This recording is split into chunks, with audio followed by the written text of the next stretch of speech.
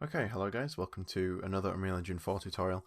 I'm going to start off today first of all by actually apologising, just move that mic, for not being around much. Recently had surgery and it's been pretty uncomfortable to do anything but lay in bed, so I mean even sitting at my computer's been pretty painful. But recovering, still back on track, back on the mend, and coming at you with another tutorial. I recently received an email from one of my viewers asking me a pretty specific question, so I'm going to answer that with a fairly broad tutorial that hopefully answers his question.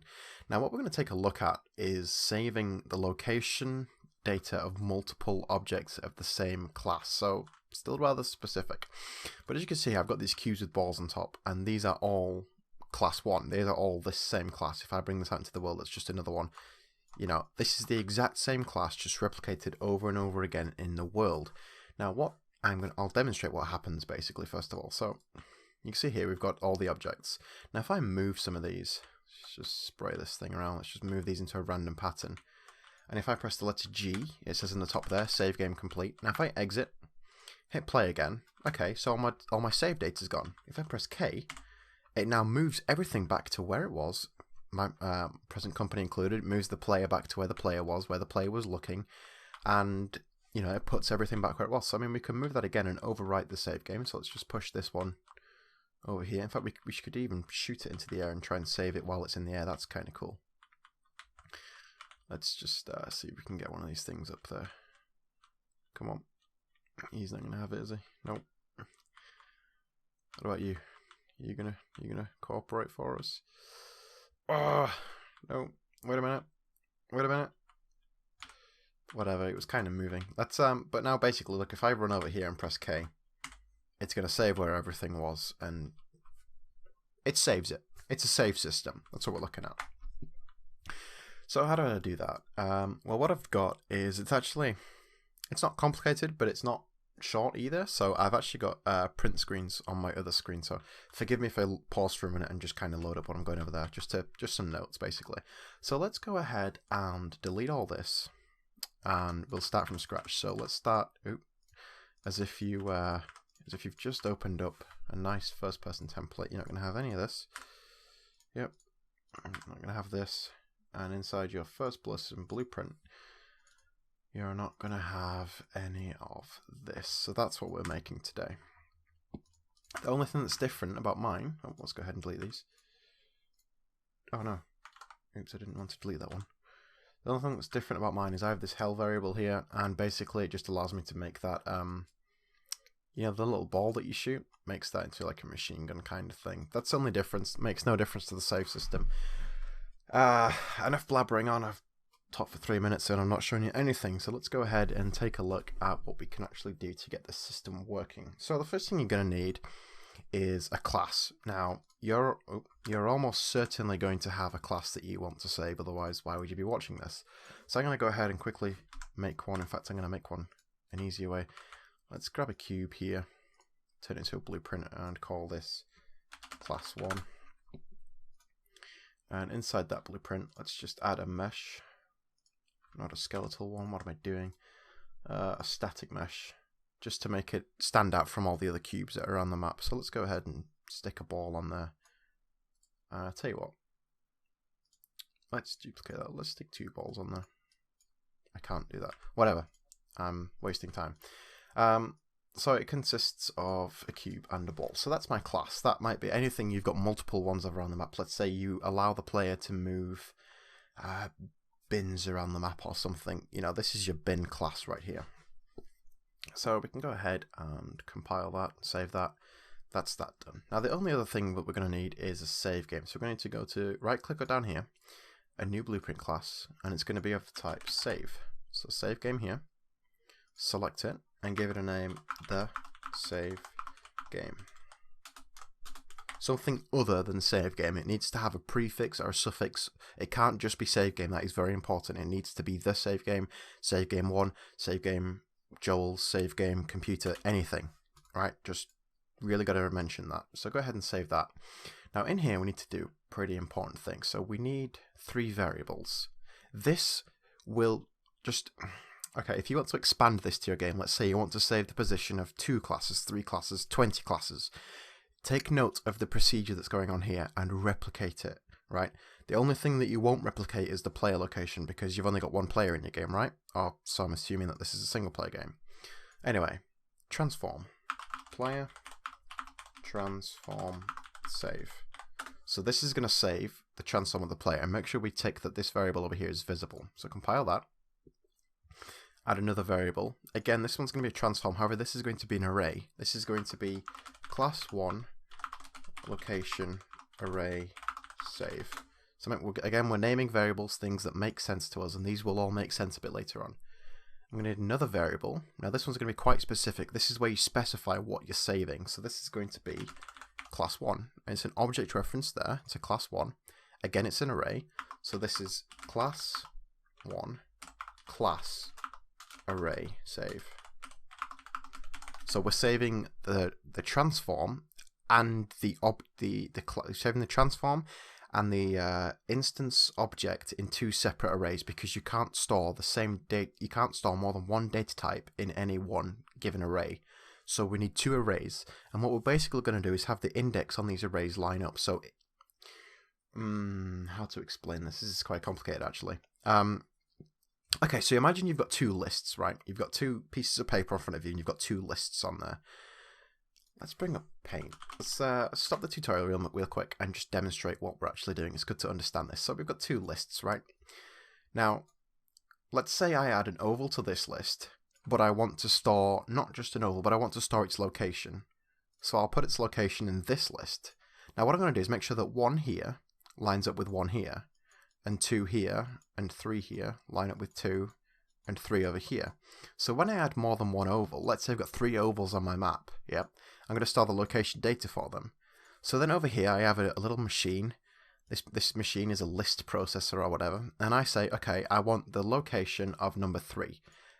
I want the location and the object of number 3. So it'll say, okay, this array, I want number 3, so it'll bring it on over, but it'll also call to this array and bring on the corresponding object. So now inside this machine here, I have oval number 3, and I have its location that was stored in the second list there.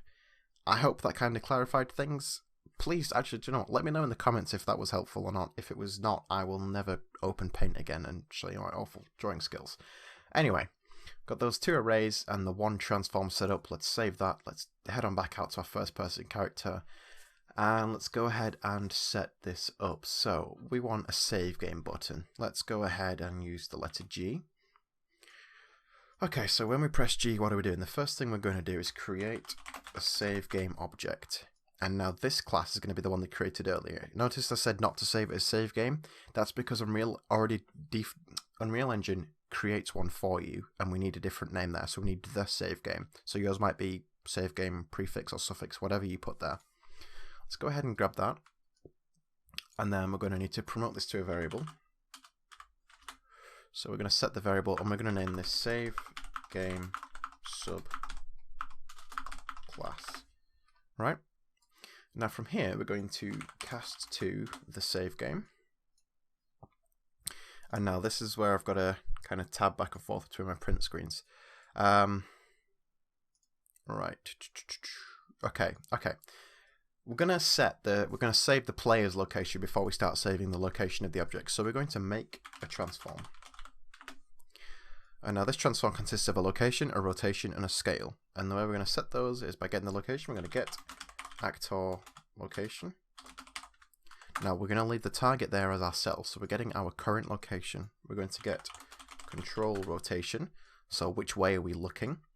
And we're going to get actor scale 3D. So how big are we? How big is our X, Y, and Z axis? Those are all going to be set to 1, but it might vary. If your player is like Mario and scales up and you want to save his current state, then his scale will obviously be bigger. So we're going to make that transform. Now what we're going to do is, as the save game, we're going to set, and now you can see down here we have these 3 options. Class 1 array save, we don't want to do anything in there yet. Class 1 array save location, we want the player transform save. So we're going to set that transform to the transform we've just made. So now over on that save game subclass here, when we press G, it's going to say, okay, I need a save game. And I'm going to open that save game, and I'm going to set this variable here to this variable coming out of here, which consists of my actor location, my control rotation, and my actor scale 3D. Now, okay, great, we've saved the player location. Kind of shit. Now, let's go ahead and work with arrays. I love arrays recently. I absolutely love arrays. But let's go ahead and let's play with arrays. So we're going to get all actors of class, and the class is going to be class 1. So this is where your game is saying, okay, every class in the game that is class 1, raise your hands, let me find you, and I'm going to put you all inside this big list here. So, okay, cool. We've got a now nice big list of all of the class 1s in the game. And for each of those, we're going to do certain things. So, what do we want to do? Well, this is where I'm tabbing back and forth. We want to go from here to a sequence of 2 things. We're going to do 2 things for each item. So let's say there's 10. We're going to do 2 things 10 times, right? Getting a bit complicated, I know, but bear with me. Now, if you scroll all the way back over here to the save game class, we're going to get 2 things from here. We're going to get the location array save, put that up there for now, and as the save game again, we're going to get the class 1 array save. So the 2 arrays, that's what we're now working with. We need to get those basically. And now out of your pins here, or actually you could drag it off the array rather, and just press add. And again off this array and just press add again. Okay, so what do we want to do? Now, out of the array element, so, okay, how to this? I feel the need to explain what's going on. I don't think just showing you how to do something is any good. I always feel the need to stop and explain what I'm actually doing. I hope that helps. So the array element, so it's called all of the actors in the game, all of class 1. So let's say we're working with the first class 1. So we've got class 1_1 here. What do we want to do for class 1_1? Well, I want to get his specific actor location. I also want to get his actor rotation. Notice that we're not using the control vector for this. We're actually using the actor rotation, and that's because as an actor, as opposed to a player, he doesn't actually have a controller. He is simply an actor. It's just a thing, so we can just get his actor rotation this way. You cannot use this over here. It just doesn't work. You need to get the control rotation because you're getting the way that the control is looking, not just the way the actor's looking. They are 2 separate things, just bear that in mind. And finally, off this array element here, we need to get actor scale 3D. And now out of those, we're going to make a transform. Plug all these little things in. And I'm going to plug that into there. Okay, so let's quickly take a look at what we've done. For class 1_1, we're getting its location, rotation, and scale, making a transform of it and adding it to the array. But then we're also going to add it to the array, to a new array, the new array inside the thing saved. So we're breaking an array down here. Let's say this list here has, we've got 12 classes. So for each one, so okay, class 1, what am I doing? I'm first of all getting your location, setting that in a separate array, and I'm also adding you to the new array. And I'm going to do this for each. That's why it's a for each loop. So it'll only do this 12 times. If there's 12 classes, it'll do it 20 times if there's 20 classes. So that's basically not it for the save game. Okay, so we've added those to the array, right? Okay, so we've completed that. We've added those to the array. Now we need to actually save the game. So now that we've done that, we're going to go on down here to go to does save game exist? And this is where we need a new variable. It's going to be a string. We're going to name this save game string. Now make sure you compile that and set the value in here, and that's going to be save game 1. Basically, when you go to your player content folder and you go to users, Joel, saves, this is what the file there will be called. It will be called save game 1. If you want to name your file save 1, it can be anything. You could put Lucasade glass bowl. You know, you can put whatever you want in there. It could be anything. But just drag that out here basically and plug that into the slot name. So if we're checking, does the save with this name already exist? And actually, do we even need to do that? Do I use that data? I don't actually even use that data. We don't need to do that just yet, but do keep the variable. We will be using that. Let's go on down here and just save game to slot. And we're saving it to this slot. And the save game object here is our saver subclass. So hook those up. So we're saving all of the data inside this saver subclass to the slot with this string. So we're going to put it all in there as a nice little text document. And out here, it's nice to just do a branch with 2 print strings. Like so. And if it's false, save failed. And if it's true, save complete. That's just a little something to let the player know that they've saved the game properly and everything's looking good. So put that one in green and put that one in red. So save complete, save failed, that's fine. Now that's our save system there. So let's just go ahead and put a comment around that. Save the game, compile it, hop into the game, and right, we actually need some of these classes in the game to save. So let's go ahead and move some of my class 1s around. Duplicate a couple of those. Hit play. And if I press G, it's going to save them. Save complete. See that there? That's fine. They're all saving just fine. And actually, if I head on into my documents and find where I've put this save game. Real projects, saving multiple items, saved, save games. You see there we have save game 1.save. Now if I'd have named this something else, like if I'd have named it save 1, that would say save1.sav there. Just to prove there that the save file is there. Now we can go ahead and remove that. And delete. If we delete that, so you're starting out with no save game, it still works. It still creates the save file when you press G. Save complete is still there down the side of the screen. That's all fine. Okay, cool. So we've saved the game to that text document. Now what? Well, it's no good unless we load it back in, basically. So what I'm going to do is hop on back over to my first person character here. And we're now going to save the game. So when I press the letter K, that's going to be my input, my action. We're going to check now, does save game exist? Now this is where we're going to use it. So we get the same string there. Does the save game 1.sav exist? And we're just going to do a quick branch here. We're going to print a string if it doesn't. And we're just going to say unable to load. Save does not exist. So if it doesn't exist, it's going to print that. And if it does, then we're going to go on to do something. We're going to go on to load game from slot. And I mean, I assume that this block here is pretty explanatory. What it does, it checks. It gets the slot name, save 1, and then it basically loads from it. So what do we need to do now? Well, we need to set the return value of here. We need to set that to that. So what it said is, okay, that save game slot that we saved earlier with those transforms and the array in it, I'm going to now set this to match that. So this will be set. All of those variables will be brought out of that text file or the .save file and brought into the engine here, into this class. And then we're now going to cast to the save game. And now this is where our loading process really kind of kicks off. So we need another sequence.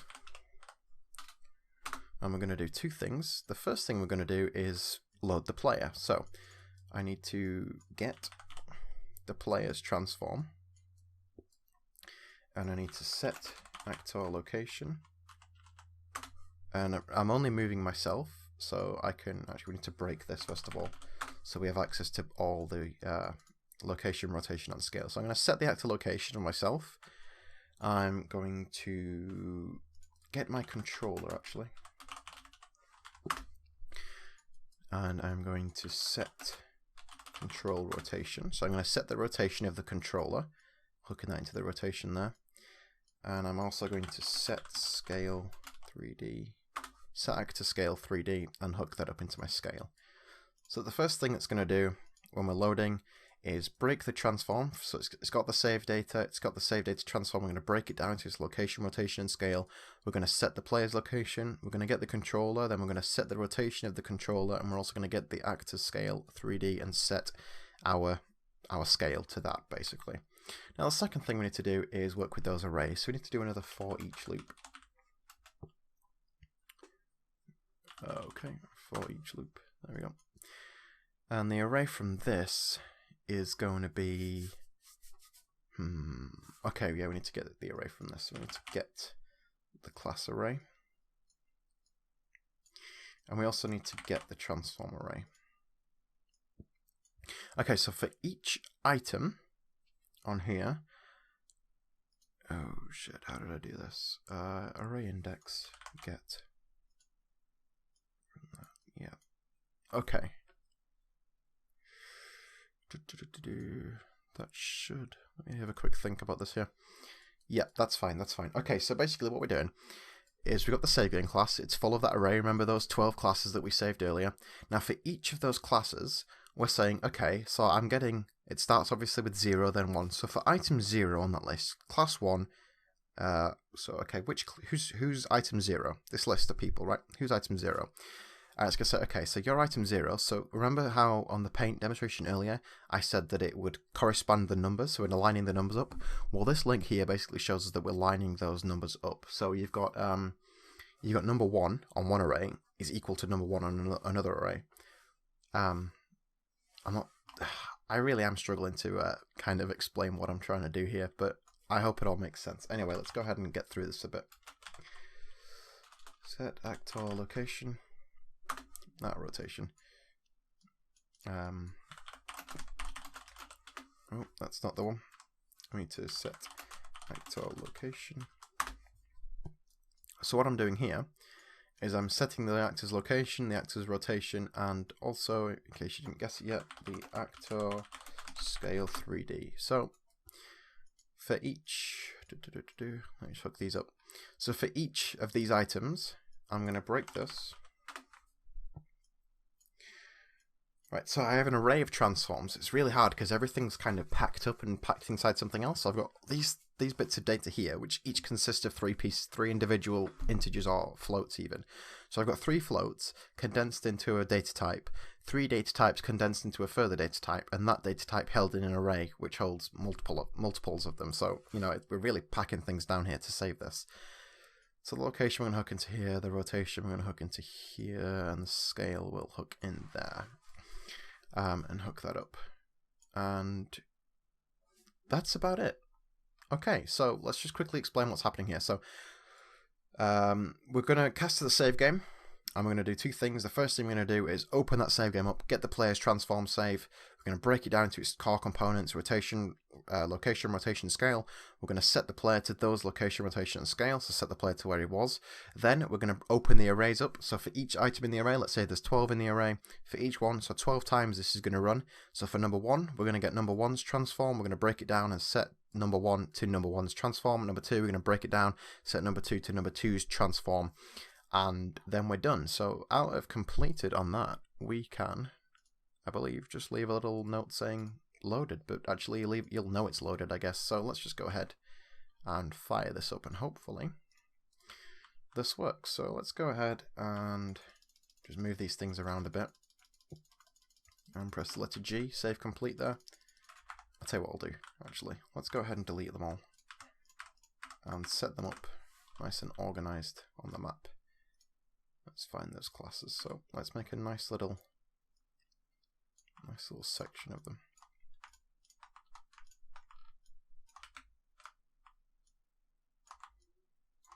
So no chaos, nice and organized. Let's go ahead and shoot these down now, move them around. So, you know, mess them all up. They're all messed up now, all in different places. Yeah, all over the map.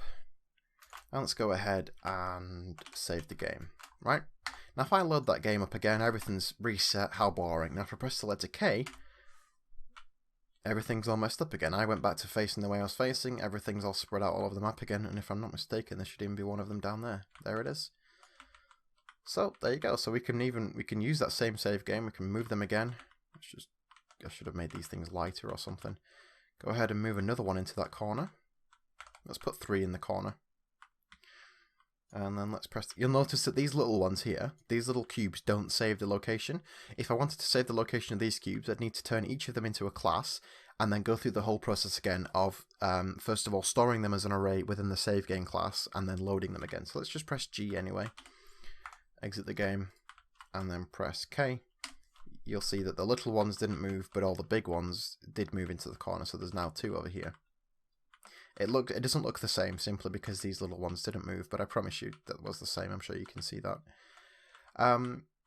So that's really it for this tutorial. So we're taking a look at saving and loading. You can of course load while in the same save game, so if I want to put them back again, I can keep pressing K and basically just loading them over and over again. I'm just setting the location of them, that's all I'm doing. So yeah, that's it for that tutorial, guys. I hope that's been helpful. I hope that's been especially helpful to the guy that requested this. You can reach me via email and request specific tutorials. Tutorials specific to your needs are quite hard to do, because if I went around helping everybody with their individual problems, I wouldn't actually get any broad tutorials done. But you can always request a tutorial, and if I can find a way to make it broad and help a lot of people, I'll turn it into a tutorial, certainly. Otherwise, I may offer some kind of one-on-one help. But yeah. So I guess that's me saying I'm back on the horse. Probably going to continue with those AI tutorials, but I wanted to get this out there to help the guy that requested it. I hope this has been helpful. If it hasn't, sorry, I guess. If it has, fantastic. Do not forget to give the video a great big thumbs up, comment on it. And most importantly, please do subscribe to the channel. I know a lot of people say it helps. It really does help. So yeah, absolutely appreciate you viewing this, guys. I hope this has been a big help. As always, I'll see you in the next video.